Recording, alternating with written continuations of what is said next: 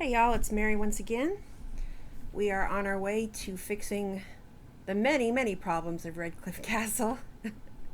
Next step is going to be going to the Circle Tower. We're going to the Circle Tower so that we can do a fancy schmancy ritual that will theoretically save Connor's life. So we are on that business. Although I think first we're going to go to the camp, only to see if, say, Alistair has something to say to me after what we've done so far. We have, after all, saved his home village and saved Van Tegan's life, so maybe he's got some thanks for me. You never know. All right, so he didn't write up and say something to me, so let's start with the talk.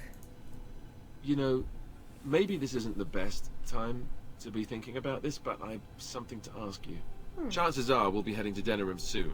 Oh, here we go. And when we're there, I wonder if we might be able to look someone up.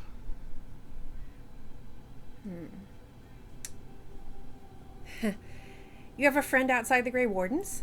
I'm not talking about a friend, exactly. And no, it's not that sort of friend either. The thing is, I have a sister, a half-sister. I told you about my mother, right? She was a servant at Redcliffe Castle and she had a daughter. Only, I never knew about her. I don't think she knew about me either.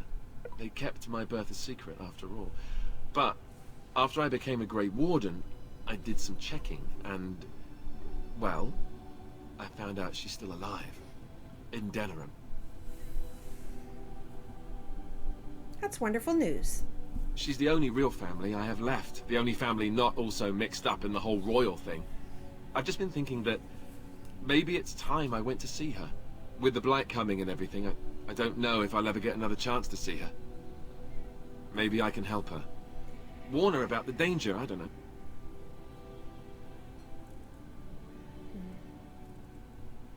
What are you expecting she will do?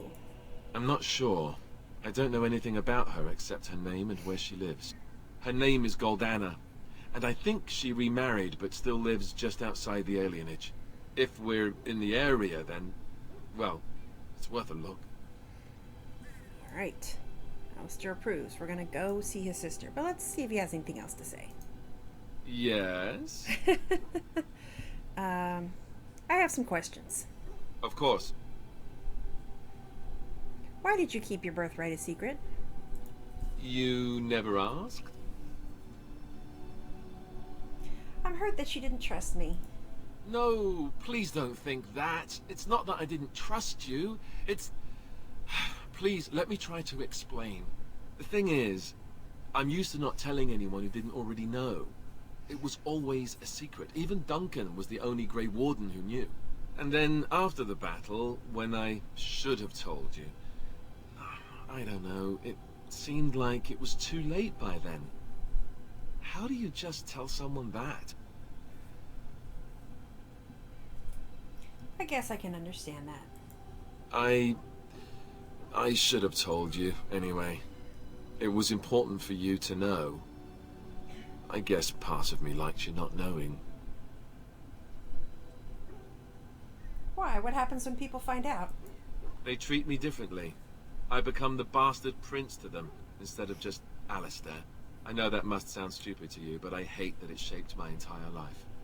I never wanted it, and I certainly don't want to be king. The very idea of it terrifies me.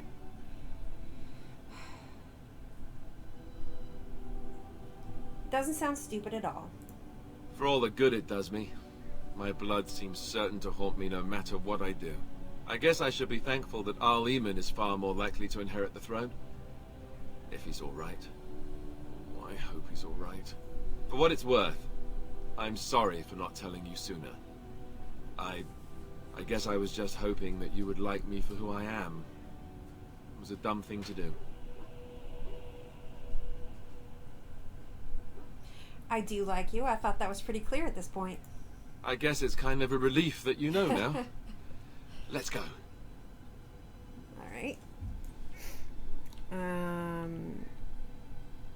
Since we're talking to people, I think we're going to make this a talking to people episode. So let's talk to Liliana.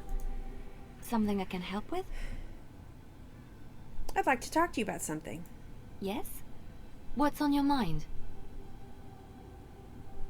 What was life like in the Chantry Cloister? Quiet. It was a life suited for contemplation. In the cloister, away from the fuss and the flurry of the cities, I found peace.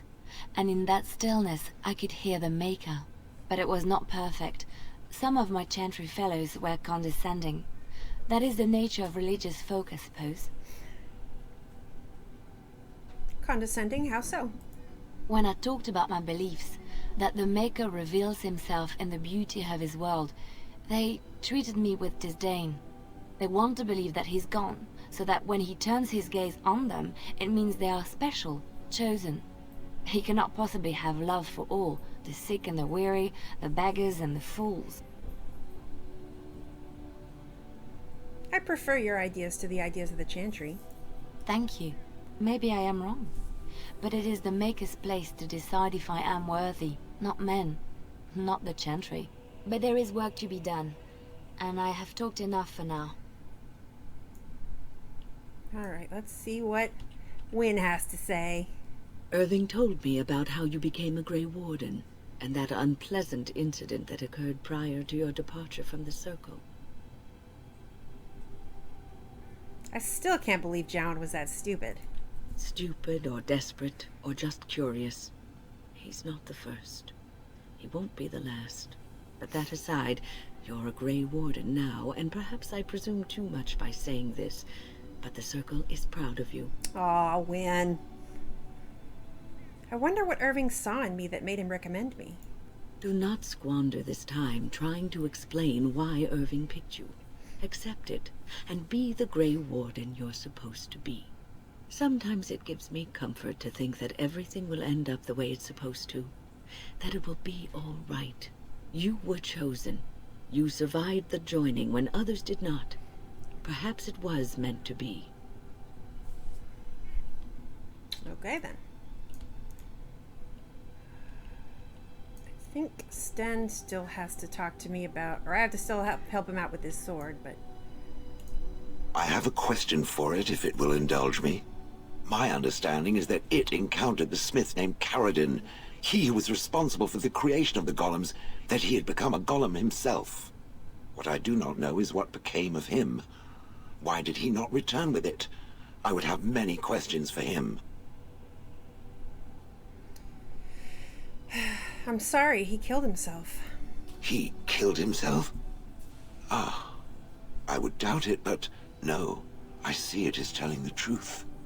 May I ask what became of the Anvil of the Void, assuming that it too still existed? It was destroyed as Caradin wanted. Then it was no doubt for the best. With Caradin also goes any chance I might have had of finding answers on my past, I assume. Tell me, did it find out anything from Caradin?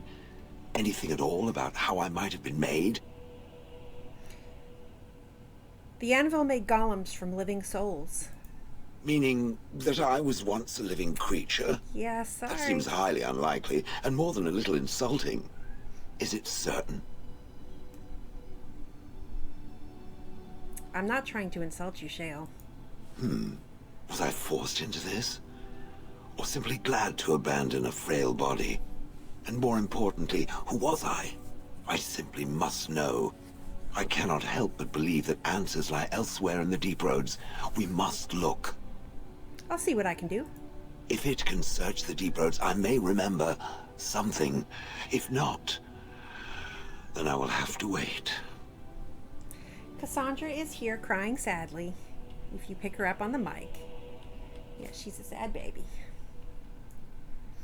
She hates it any time I put the headphones on. She hates it so much. And when I start talking too, she's just so insulted. No, what's the right word? She's jealous. She's jealous of anybody that I talk to that's not her, poor baby. I await your command. I'd like to ask you something. So, full of questions, are you? Is there anything that can be done for a possessed mage? 'Tis the child abomination you speak of from the haunted castle? If what you seek is to remove the demon from the child without harming the child, there is a way indeed.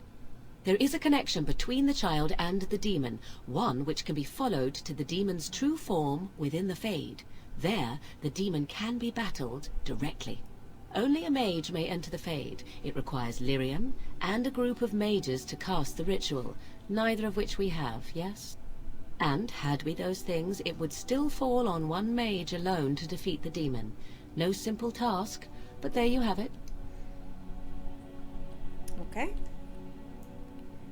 Sten probably doesn't have anything new for me, but I'm going to talk to him anyway. Sten, my boy, Yes, I have a question. I am hardly surprised. Actually, never mind. Very well. Let's go. As you wish. All right, he'll have more to say to me maybe when I get him his sword back. Let's see about Zevran. Zevran! Here I am. Care to answer some questions? Oh, this should be good. Go ahead. What is your opinion of the Dalish?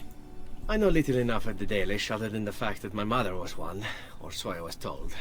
She had fallen in love with an elven woodcutter and accompanied him back to the city, leaving her clan behind for good.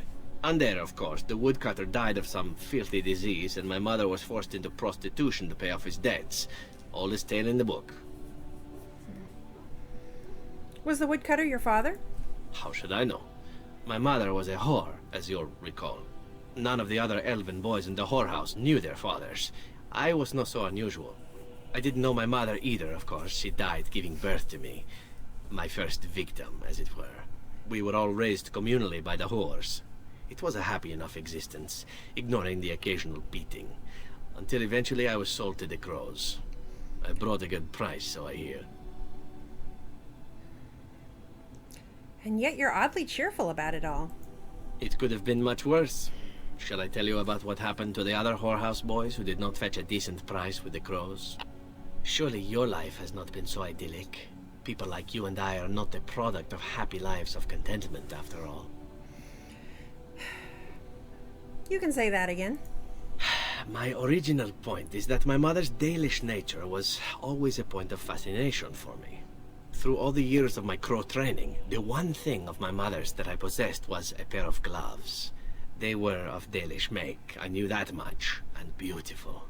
I had to keep them hidden, of course, as we were not allowed such things.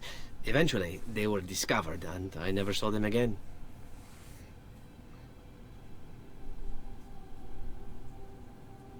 But you don't think of yourself as Dalish. Not at all. I think of myself as Antivan. Still, that did not stop me from running off to join a clan when I drew near Antiva City once. Naturally, the reality did not live up at all to the fantasies I had constructed as They're a boy, LARPers! staring at those gloves. But The such Dalish is are life. LARPers! Come, enough talk of the Dalish. Let us move on. Okay, so I realize some of my audience do not know what LARPers are. LARP is live action role playing. So to LARP, you would dress up in a costume. Like if I were going to LARP, I might dress up in an outfit like Imogen, no, Isobel here is wearing. Get myself a staff and then pretend to cast spells on other people, that sort of thing. That would be live action RP role playing or LARPing. So yes, I accuse the Dalish of being LARPers, which is a little insulting. They do have a culture that they're trying to live up to. I just don't think that they have enough knowledge to actually be doing it for real, and it's more like a sort of a happy fiction. But I guess that's not for me to say, being just a, what do they call me, a Shemlin. All right, so that's the end of this episode. Next episode I will go to the circle and we will continue on from there, and I'll see y'all then. Bye bye.